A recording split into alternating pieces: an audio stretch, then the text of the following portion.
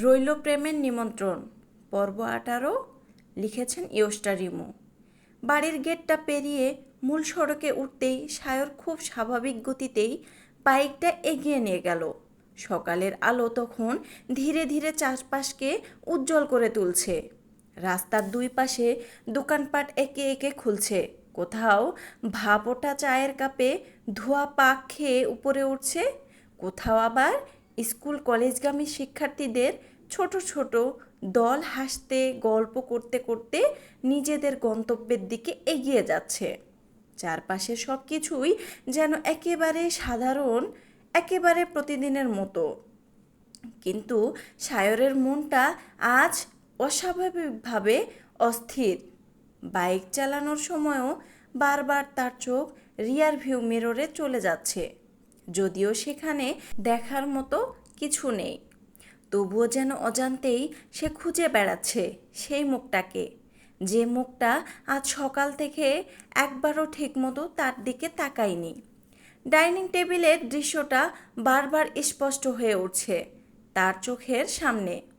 বেলার নিচু হয়ে থাকা মুখ, খাবারের প্লেটে অন্যমনস্কভাবে হাত নাড়ানো, পানি খাওয়ার সময় অকারণে কেঁপে ওঠা আঙুল, আর সবচেয়ে বেশি মনে পড়ছে সেই কৃত্রিম হাসিটা, যে হাসির ভেতরে আনন্দের লেশমাত্র ছিল না, বরং ছিল বুক ভাঙা কষ্টকে লুকিয়ে রাখার মরিয়া চেষ্টা।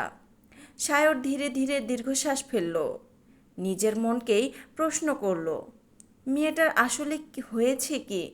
হঠাৎ সামনের মোড়ে চোখ পড়তেই দূরে একটা পরিচিত অবয়ব দেখতে পেল। সাদা কলেজ ড্রেস, কাঁধে কালো ব্যাগ, ধীরে ধীরে মাথা নিচু করে হাঁটছে বেলা। সায়রের বুকের ভেতরটা অদ্ভুতভাবে হালকা হয়ে এলো। সে অজান্তে বাইকের গতি একটু কমিয়ে দিল। বেলা রিকশায় ওঠেনি, একা একাই হেঁটে যাচ্ছে। তার হাঁটার ভঙ্গিটাও আজ অন্যরকম। সায়র ধীরে ধীরে বাইকটা তার ঠিক পাশে এনে থামালো। বাইকের শব্দে বেলা মাথা তুলল। সায়রকে দেখেই মুখের ভাবটা আরও গম্ভীর হয়ে গেল। সায়র হেলমেটের কাজটা উপরে তুলে শান্ত গলায় বলল, রিকশা পাচ্ছিস না? বেলা সংক্ষিপ্ত উত্তর, পেয়েছিলাম। তাহলে হাঁটছিস কেন? ইচ্ছা করছে। কলেজে যেতে লেট হবে। সমস্যা নেই, উঠে বস। বেলা এক মুহূর্ত দেরি না করে মাথা নাড়িয়ে বলে, না। সায়র ভ্রু কুচকালো, না। না মানে? আমি চলে যেতে পারবো, সেটা আমি জানি। তাহলে? তবুও বলছি, উঠে বস। অনেক রোদ উঠেছে আজ। বেলা এবার সরাসরি তার চোখের দিকে তাকালো। চোখ দুটো লালচে, যেন অনেক কষ্টে নিজের ভেতরের অনুভূতিগুলো আটকে রেখেছে। সে খুব শান্ত স্বরে বলল, আপনি দয়া করে জোর করবেন না। সায়র কয়েক সেকেন্ড নিশ্চুপ হয়ে গেল। আজ বেলার কণ্ঠে রাগ নেই, অভিমানও নেই, বরং এক ধরনের ক্লান্তি আছে, যে ক্লান্তি মানুষের শরীরে নয়, মনে বাসা বাঁধে। সায়র ধীরে ধীরে বাইক থেকে নেমে দাঁড়ালো। বাইকটা রাস্তার এক পাশে রেখে কয়েক পা এগিয়ে এলো। বেলা একটু অবাক হয়ে তাকালো। সায়র খুব ধীর স্বরে বলল, আমার দিকে একবার তাকাবি? বেলা তাকালো, কিন্তু সেই দৃষ্টি মাত্র এক মুহূর্ত স্থায়ী হলো। পরক্ষণেই আবার চোখ নামিয়ে ফেলল। সায়র লক্ষ্য করল আজ বেলার চোখের নিচে হালকা কালচে ছাপ। মনে হচ্ছে রাতে ঠিকমতো ঘুম হয়নি। চোখ দুটোও শুকিয়ে আছে। মুখের স্বাভাবিক উজ্জ্বলতাটুকুও যেন কোথায় হারিয়ে গেছে। এই কয়েকটা ছোট্ট পরিবর্তনই সায়রের ভেতরে অদ্ভুত এক অস্বস্তি তৈরি করলো। সে অনেকক্ষণ চুপ থেকে বলল, শরীর খারাপ? বেলা মাথা নাড়ালো, না। মন খারাপ? না। তাহলে কিছু না। সায়র হালকা হেসে ফেলল। সে হাসির ভেতরে আনন্দ ছিল না, ছিল অসহায়ত্ব। বেলার ঠোঁট কামড়ে অন্যদিকে তাকিয়ে রইল। কেন জানি আজ সায়রের সামনে দাঁড়িয়ে থাকতে তার ভীষণ কষ্ট হচ্ছে। কারণ মানুষটার প্রতি যত্নটা সে প্রতিদিন একটু একটু করে অনুভব করছে। আর সেই যত্নটাই আজ তার কাছে সবচেয়ে বেশি নিষ্ঠুর মনে হচ্ছে। যে মানুষটাকে নিয়ে একটু আগেই তার বিয়ের কথা আলোচনা হয়েছে, যে মানুষটার পাশে অন্য একজনের নাম এত স্বাভাবিকভাবে উচ্চারণ করা হয়েছে, সেই মানুষটাই এখন তার সামনে দাঁড়িয়ে উদ্বিগ্ন চোখে তার খোঁজ নিচ্ছে।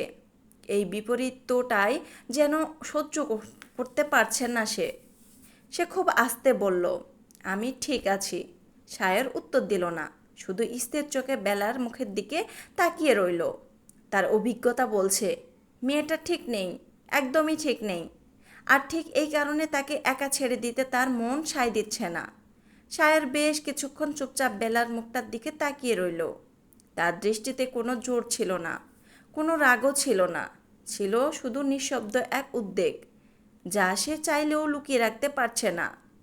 বেলার চোখের নিচের ক্লান্তির ছাপ, ফ্যাকাশে হয়ে যাওয়া মুখ আর বারবার চোখ ফিরিয়ে নেওয়ার চেষ্টাগুলো যেন তাকে আরও নিশ্চিত করে দিচ্ছে মেয়েটা মুখে যতই বলুক সে ঠিক আছে, কিন্তু ভেতরে ভেতরে সে একদমই ভালো নেই।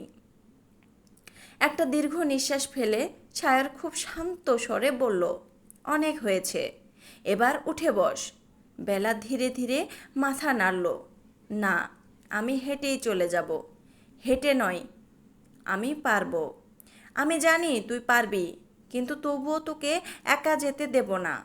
বেলা এবার বিরক্ত গলায় বলল, কেন দেবেন না? আমি কি ছোট বাচ্চা? সায়র ঠোঁটের কোণে হালকা হাসি টেনে বলল, ছোট বাচ্চা বলেই তো মনে হয় কখনো কখনো। একটু মন খারাপ হলেই জেদ ধরা শুরু করে দিস। আমি জেদ করছি না। তাহলে যা বলছি সেটাই কর। করব না। দুজনের মাঝখানে দুজনের ছোটোখাটো ঝগড়া লেগে গেল। রাস্তার পাশ দিয়ে একের পর এক রিক্সা চলে যাচ্ছে। কয়েকটা কলেজ বাসও হর্ন বাজিয়ে সামনে এগিয়ে গেল। তাদের সাইডে দাঁড়াতে বলল, কিন্তু তাদের দুজনের যেন সেদিকে কোনো খেয়ালই নেই। সায়র এবার একটু কাছে এসে খুব নিচু স্বরে বলল, বেলা দেরি হয়ে যাচ্ছে, হোক। আমার ক্লাস আছে। তোর দেরিতে গেলে সমস্যা নেই, কিন্তু আমার আছে। তাহলে আপনি চলে যান, আমি পরে আসছি। সায়র মাথা নাড়ল। তোকে রেখে আমি কোথাও যাচ্ছি না। বেলা অবাক হয়ে তাকালো। আপনি এত জেদি কেন? সায়র শান্ত গলায় বলল, সেটা পরে ভাবা যাবে, এখন উঠে বস। আমি বলছি না। বেলার কথা শেষ হওয়ার আগেই সায়র মৃদু হেসে বলল, আর আমি বলছি, আজ তোকে আমার বাইকেই কলেজে যেতে হবে। এই বিষয়টা নিয়ে আর কোনো আলোচনা নেই। বেলা কয়েক মুহূর্ত চুপ করে দাঁড়িয়ে রইল। সে বুঝে গেল মানুষটা আজ কিছুতেই নিজের সিদ্ধান্ত বদলাবে না। আরও তর্ক করলে শুধু সময়ই নষ্ট হবে। অবশেষে খুব অনিচ্ছায় একটা দীর্ঘশ্বাস ফেলে ধীরে ধীরে বাইকের দিকে এগিয়ে গেল। সায়রের মুখে অজান্তে স্বস্তির ছাপ ফুটে উঠল। সে বাইকটা স্টার্ট দিতে দিতে বলল, এই তো এতক্ষণে ভালো মেয়ের মতো কথা শুনলি। বেলা মুখ গোমড়া করে পেছনের ছিটে বসে পড়ল। আমি আপনার কথা শুনিনি, সময় নষ্ট করতে চাইনি।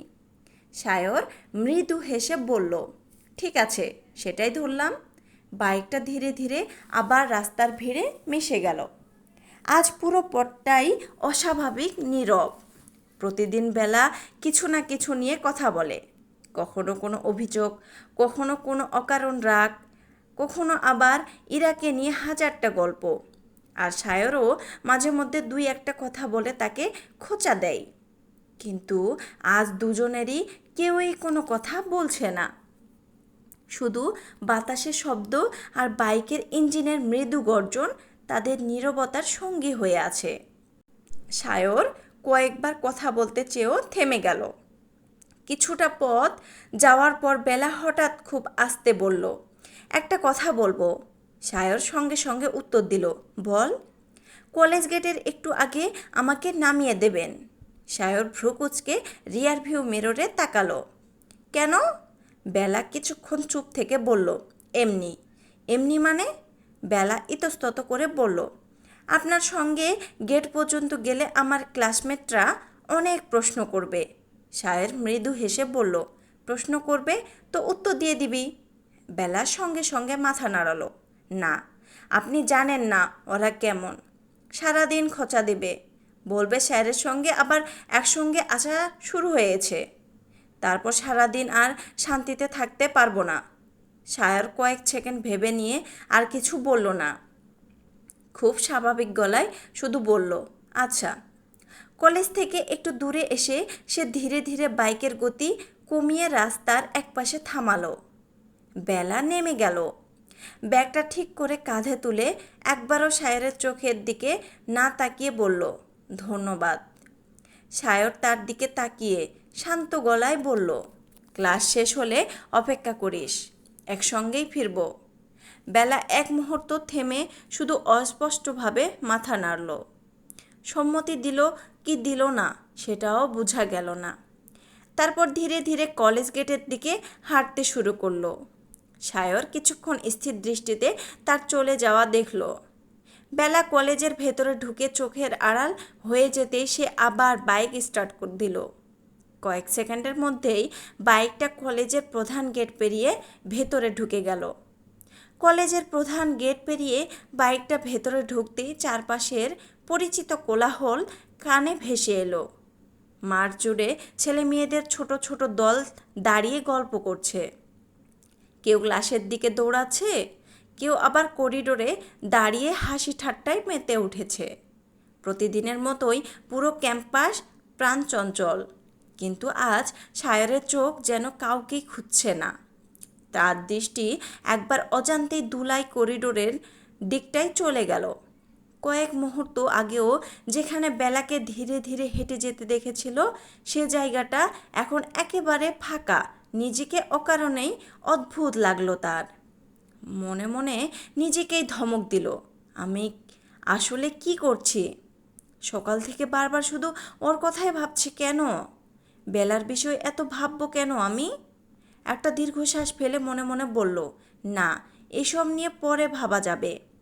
কথাটা ভেবেই মাথাটা হালকা ঝাঁকিয়ে বাইকটা নির্দিষ্ট জায়গায় পার্ক করে চলে গেল নির্দিষ্ট কাজে। প্রথম ঘন্টা পড়তেই ধীরে ধীরে পুরো কলেজ ভবনটা আবারও তার প্রতিদিনের পরিচিত ছন্দে ফিরে এলো। কিছুক্ষণ আগেও যে করিডোর জুড়ে শিক্ষার্থীদের হাসি, দৌড়ঝাঁপ আর গল্পের শব্দ প্রতিধ্বনিত হচ্ছিল, ঘণ্টার তীক্ষ্ণ আওয়াজের সঙ্গে সঙ্গে সেগুলো যেন ধীরে ধীরে মিলিয়ে যেতে শুরু করলো। একে একে সবাই নিজ নিজ শ্রেণীকক্ষে ঢুকে পড়ল। কোথাও শিক্ষক উপস্থিতি নিচ্ছেন, কোথাও বোর্ডে মার্কার পেনের খসখসে শব্দ ভেসে আসছে। জানালার ধারের বেঞ্চটায় চুপচাপ বসে আছে বেলা, সামনে খোলা বই, পাশে সুন্দর করে সাজিয়ে রাখা খাতা আর কলম। বাইরে থেকে দেখলে মনে হবে সে মনোযোগ দিয়েই ক্লাস শুরু করছে, কিন্তু তার চোখের গভীরে একবার তাকালেই বোঝা যায় সে এই শ্রেণীকক্ষে থাকলেও তার মন অনেক দূরে কোথাও হারিয়ে আছে। শিক্ষকের কণ্ঠ ভেসে আসছে, বোর্ডে একের পর এক গুরুত্বপূর্ণ বিষয় লেখা হচ্ছে। পুরো ক্লাসের সবাই মনোযোগ দিয়ে নোট তুলছে, অথচ বেলার খাতার একই পাতায় কলমটা অনেকক্ষণ ধরে এক জায়গাতেই ঘুরে বেড়াচ্ছে। অজান্তে একই শব্দের উপর বারবার ডাক টেনে যাচ্ছে সে। কখন যে পুরো লাইনের কালিটা ঘন হয়ে গেছে সে নিজেও খেয়াল করেনি। তার কানে এখনো অস্পষ্ট বাজছে সকালের সেই কথাগুলো। রূপসার মতোই মেয়েই এই বাড়ির বউ হওয়ার যোগ্য। যত তাড়াতাড়ি সম্ভব ওদের পরিবারের সঙ্গে কথা বলা উচিত। কথাগুলো যেন শুধু কানে নয়, বুকের ভেতরেও প্রতিধ্বনি তুলছে। সে নিজের অজান্তে খুব ধীরে একটা দীর্ঘশ্বাস ফেলল। মনে মনে নিজেকেই বোঝানোর চেষ্টা করলো, এসব নিয়ে আমি এত ভাবছি কেন? উনি আমার কে? উনি যাকেই বিয়ে করুন তাতে আমার কি আসে যায়? কিন্তু এই প্রশ্নের কোনো উত্তর তার নিজের মনে তাকে দিল না। বরং প্রতিবার নিজেকে বোঝাতে গেলেই বুকের ভেতরের অস্বস্তিটা যেন আরও একটু করে বেড়ে উঠছে। ঠিক তখনই পাশে বসে থাকা ইরা খুব আলতো করে তার কুনিয়ে ধাক্কা দিল। বেলা চমকে উঠে তাকালো, কি হয়েছে? ইরা কয়েক সেকেন্ড তার মুখের দিকে তাকিয়ে রইল, তারপর নিচু গলায় বলল, স্যার 3বার তোর নাম ধরে ডাকলেন, তুই একবারও শুনলি না। বেলা ভ্যাবাচাকা খেয়ে সামনের দিকে তাকালো। শিক্ষক ইতিমধ্যে অন্য একজনকে প্রশ্ন করছেন। লজ্জায় তার মুখটা হালকা লাল হয়ে উঠল। সে ছোট্ট করে বলল, খেয়াল করিনি। ইরা অবাক হয়ে তাকিয়ে রইল। এটা সেই বেলা নয় যে ক্লাসে সবার আগে উত্তর দেয়, মাঝে মধ্যে ভুল উত্তর দিয়ে পুরো ক্লাসকে হাসিয়ে ফেলে। আবার নিজেই নিজের ভুল নিয়ে হাসতে থাকে। আজকের বেলা যেন সম্পূর্ণ অন্য একজন মানুষ। ইরা আবারও ফিসফিস করে বলল, তোর শরীর খারাপ? বেলা মাথা নাড়ল, না। তাহলে মন খারাপ? কয়েক সেকেন্ড চুপ থেকে বেলা খুব আস্তে বলল, না রে, তেমন কিছু না। ইরা এবার আর জোর করল না, তবুও তার চোখে স্পষ্ট উদ্বেগ, কারণ সে খুব ভালো করে জানে বেলা যখন সত্যি ভালো থাকে তখন পুরো ক্লাসটাই তার হাসিতে সরগরম হয়ে থাকে। আর সেই হাসিটাই নেই, বরং এমন এক নীরবতা আছে যেটা বেলার স্বভাবের সঙ্গে একেবারেই বেমানান। সময় নিজের গতিতে এগিয়ে যাচ্ছে, কিন্তু বেলার মন যেন সময়ের সঙ্গে এগোতে পারছে না। মাঝে মাঝে সে জানালার বাইরে তাকিয়ে থাকে, কলেজ মাঠের ওপারে দাঁড়িয়ে থাকা জারুল গাছটার দিকে। হালকা বাতাসে ফুলগুলো তুলছে। বেলা নিজেকে শক্ত করার চেষ্টা করলো। না, আর ভাবা যাবে না। যত ভাববো তত কষ্ট বাড়বে। রিকশাটা ধীরে ধীরে কলেজের প্রধান গেট ছেড়ে সামনে এগিয়ে যেতে লাগলো। দুপুরের রোদ তখন আগের চেয়ে অনেকটাই তীব্র হয়ে উঠেছে। রাস্তার দুপাশে মানুষজন যে যার কাজে ব্যস্ত। কোথাও দোকানের সামনে ভিড়, কোথাও আবার যানজটের কারণে একটার পর একটা গাড়ি দাঁড়িয়ে আছে। চারপাশে এত কোলাহল, এত মানুষের আনাগোনা, তবুও বেলার কাছে যেন সব কিছুই নিস্তব্ধ লাগছে। রিকশার একপাশে মাথাটা হেলিয়ে চুপচাপ বসে রইল সে। বাতাসে তার হিজাবের একপাশ বারবার উড়ে এসে মুখের ওপর পড়ছে। সে অন্যমনস্ক ভঙ্গিতে সেটা সরিয়ে দিচ্ছে, কিন্তু তার মন যেন অন্য কোথাও আটকে আছে। আজকে সকালের প্রতিটা ঘটনা বারবার মনে পড়ছে। ডাইনিং টেবিলে বসে মমতাজ বেগমের দৃঢ় কণ্ঠে বলা কথাগুলো। বেলা চোখ বন্ধ করে খুব আস্তে দীর্ঘশ্বাস ফেলল। নিজেকে যতই বোঝাচ্ছে, চাইছে যে এসব ভাবার কোনো অধিকার তার নেই, ততই যেন বুকের ভেতরের কষ্টটা আরও গভীর হয়ে উঠছে। সে মনে মনে নিজেকেই বলল, এভাবে আর চলতে দেওয়া যাবে না, আমাকে স্বাভাবিক হতে হবে। ওনার কাছ থেকে একটু দূরে থাকলেই হয়তো সব কিছু আবার আগের মতো হয়ে যাবে। কিন্তু এই কথাগুলো উচ্চারণ করলেও তার নিজের মন যেন সেগুলো মানতে রাজি নয়। রিকশাটা ধীরে ধীরে বাড়ির গেটের সামনে এসে থামল। বেলা ব্যাগটা কাঁধে তুলে ভাড়া মিটিয়ে খুব ধীর পায়ে ভিতরে ঢুকে পড়ল। নাজনীন সুলতানা বারান্দায় দাঁড়িয়ে কাপড় মেলছিলেন। বেলাকে একা ঢুকতে দেখে অবাক হয়ে বললেন, আরে তুই একা চলে এলি? সায়র কোথায়? বেলা এক মুহূর্ত থেমে খুব স্বাভাবিক থাকার চেষ্টা করে বলল, আমার একটু আগে ছুটি হয়ে গিয়েছিল, তাই চলে এসেছি। নাজনীন সুলতানা মৃদু অবাক হয়ে বললেন, তোদের তো প্রায় একই সময়ে ছুটি হয়। বেলা শুধু ছোট্ট করে মাথা নাড়ল। আজ একটু আগেই বের হয়েছি। কথাটা বলে আর এক মুহূর্ত দাঁড়ালো না, কারণ সে জানে আর একটু দাঁড়িয়ে থাকলে হয়তো আরও প্রশ্ন আসবে। আর আজ কোনো প্রশ্নের উত্তর দেওয়ার মতো শক্তি তার ভেতরে নেই। সে সোজা নিজের ঘরের দিকে হাঁটতে লাগলো। ঘরের দরজাটা ভেতর থেকে বন্ধ করতেই যেন এতক্ষণ ধরে শক্ত করে ধরে রাখা মুখোশটা ধীরে ধীরে ভেঙে পড়ল। ব্যাগটা বিছানার উপর রেখে সে নিঃশব্দে জানালার কাছে গিয়ে দাঁড়ালো। জানালার বাইরে আকাশটা একেবারে পরিষ্কার। সাদা মেঘগুলো অলস ভঙ্গিতে ভেসে বেড়াচ্ছে, অথচ তার নিজের ভেতরের আকাশটা যেন ক্রমে কালো মেঘে ছেয়ে যাচ্ছে। সে জানালার গ্রিল শক্ত করে ধরে খুব আস্তে চোখ বন্ধ করল। এক ফোঁটা গরম অশ্রু নিঃশব্দে গড়িয়ে পড়ল গাল বেয়ে। সে তাড়াতাড়ি হাতের উল্টো পিঠ দিয়ে মুছে ফেলল। না, এভাবে কাঁদলে চলবে না। কেউ যদি দেখে ফেলে? নিজেকে সামলে নিয়ে সে বিছানায় গিয়ে বসল। সামনে পড়ে থাকা বইটা খুলল। আজকের নোটগুলো গোসলের আগেই লিখতে চাইল, কিন্তু এক লাইনও লিখতে পারল না। পাতার অক্ষরগুলো বারবার ঝাপসা হয়ে যাচ্ছে। বইটা আবার ধীরে ধীরে বন্ধ করে দিল। তার মনে হলো আজ যেন পৃথিবীর সব শব্দ, সব রং, সব আনন্দ কোথাও হারিয়ে গেছে। শুধু বুকের ভেতরে রয়ে গেছে একরাশ অজানা শূন্যতা। আর সেই শূন্যতার কেন্দ্রবিন্দুতে বারবার ভেসে উঠছে একটাই মুখ, সে হলো সায়র। রাতের খাবারের টেবিল জুড়ে এখন তখন একেবারে পরিচিত পারিবারিক পরিবেশ। নাজনীন সুলতানা সবার প্লেটে গরম গরম ভাত আর তরকারি তুলে দিচ্ছেন। সারোয়ার খান দিনের বিভিন্ন কাজের কথা বলতে বলতে খাবার খাচ্ছেন। বাশার খান মাঝে মধ্যে কথায় সায় দিচ্ছেন। বিহানও দু একটা মজার কথা বলে পরিবেশটা আনন্দে মাতিয়ে রাখার চেষ্টা করছে। সবাই স্বাভাবিক থাকলেও আজ দুজন মানুষ যেন সেই স্বাভাবিকতার বাইরে, বেলা আর সায়র। বেলা সারাদিনের মতো এখনও চুপচাপ, মাথা নিচু করে খুব ধীরে ধীরে ভাত মেখে খাচ্ছে, প্রয়োজন ছাড়া একটা কথাও বলছে না। অন্যদিকে সায়র আজ খুব বেশি কথা বলছে না, মাঝে মধ্যে বাবার কোনো প্রশ্নের উত্তর দিচ্ছে, তারপর আবার নীরবে খাওয়ায় মন দিচ্ছে। কিছুক্ষণ নীরবতার পর মমতাজ বেগম খুব স্বাভাবিক গলায় বললেন, সায়র। সায়র মুখ তুলে তাকালো, জি আম্মু। মমতাজ বেগম ছেলের দিকে তাকিয়ে শান্ত গলায় বললেন, সকালে তোকে বিয়ের ব্যাপারে যে কথাটা বলেছিলাম সেটা নিয়ে কিছু ভেবেছিস? কথাটা শুনেই বেলার হাতটা থেমে গেল। হাতটা ভাতের উপরেই স্থির হয়ে রইল। সে ধীরে ধীরে মাথাটা আরও নিচু করে ফেলল।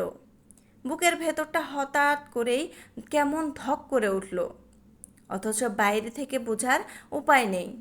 সে প্রাণপণ চেষ্টা করছে নিজের মুখের কোনো পরিবর্তনই যেন কেউ বুঝতে না পারে। ডাইনিং টেবিলে কয়েক সেকেন্ডের জন্য এক ধরনের নিস্তব্ধতা নেমে এলো। সারোয়ার খানও ছেলের দিকে তাকিয়ে আছেন।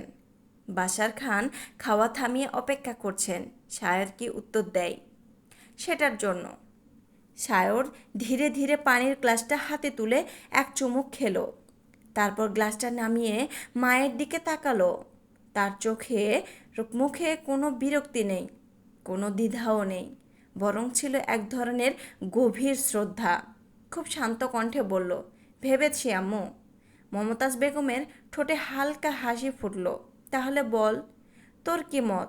সায়র কয়েক মুহূর্ত নিশ্চুপ রইল, তারপর ধীরে ধীরে বলল, তুমি যেটা ভালো মনে করবে সেটাই করো।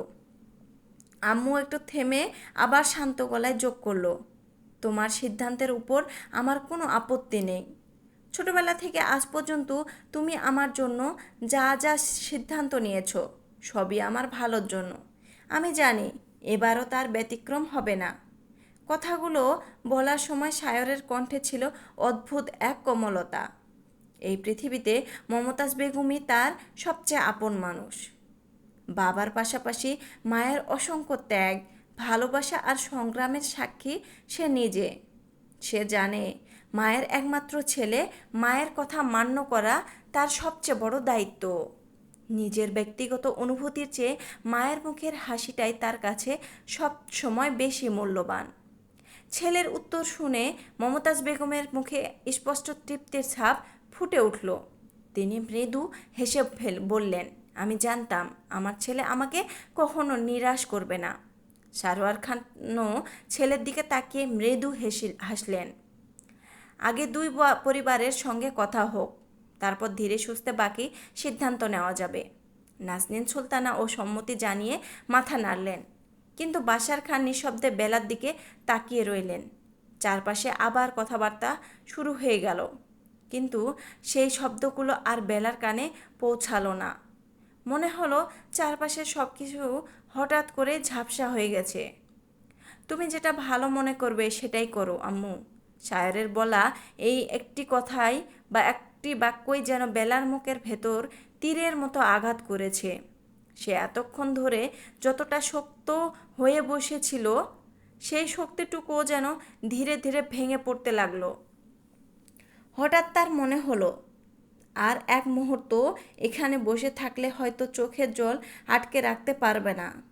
সে খুব ধীরে গ্লাসটা টেবিলে রেখে উঠে দাঁড়ালো। নাজনীন সুলতানা অবাক হয়ে বললেন, কি হলো মা, এত তাড়াতাড়ি উঠে যাচ্ছিস কেন? বেলা মুখ না তুলেই খুব আস্তে বলল, খাওয়া হয়ে গেছে আম্মু। তার গলাটা অস্বাভাবিক রকমের ভারী শোনালো। কিন্তু কেউ সেটা খেয়াল করলো না। কেউ না। বেলা দ্রুত উঠে দাঁড়ালো, কারো দিকে তাকালোও না। খুব ধীর অথচ তাড়াহুড়ো মেশানো পায়ে ডাইনিং রুম থেকে বেরিয়ে নিজের ঘরের দিকে চলে গেল। ঘরের দরজাটা ভেতর থেকে বন্ধ করতেই এতক্ষণ ধরে শক্ত করে আটকে রাখা নিঃশ্বাসটা হঠাৎ করেই বেরিয়ে এলো। পিঠটা দরজার সঙ্গে ঠেকিয়ে ধীরে ধীরে মেঝেতে বসে পড়ল সে।